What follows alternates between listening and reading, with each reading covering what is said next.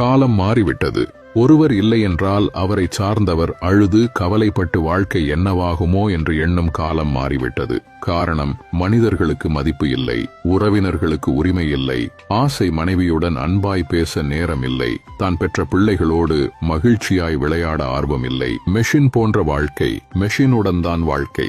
மனைவி இல்லை என்றாலும் பரவாயில்லை, மொபைல் இருக்கிறது. உறவினர்கள் இல்லை என்றாலும் பரவாயில்லை, பேஸ்புக் இருக்கிறது. நண்பர்கள் இல்லை என்றாலும் பரவாயில்லை, வாட்ஸ்அப் இருக்கிறது. அக்காலத்தில் கிடைத்த சந்தோஷத்தில் இப்பொழுது 75% சந்தோஷம் கிடைக்காத காரணம் மொபைல்தான். நாம் வாழும் வாழ்க்கை மிக குறுகிய காலமே. நேரத்தை மொபைல் என்ற மெஷினுடன் போக்காமல் சந்தோஷமாக வாழ வழி தேடுவோம். தேடுவது கூகுளில் அல்ல, குடும்பத்தார்களிடம், நண்பர்களிடம் பேசுவதின் மூலம், சிந்திப்பதின் மூலம், விளையாடுவதின் மூலம் நம் வாழ்க்கை சிறப்பாக இருக்கும். ஒரு நாளைக்கு 1 மணி நேரமாவது உயிரற்ற பொருட்களை தூக்கி எறிந்துவிட்டு உயிருள்ள பொருட்களுக்கு மதிப்பு கொடுப்போம். எப்போதும் போல ஃபார்வேர்ட் மெசேஜ் என்று அலட்சியப்படுத்தாமல் நம் வாழ்க்கையை அழகாக்குவோம். உன் வாழ்க்கை உன் மொபைலில் இல்லை, உன் அன்பு பேச்சில் இருக்கிறது.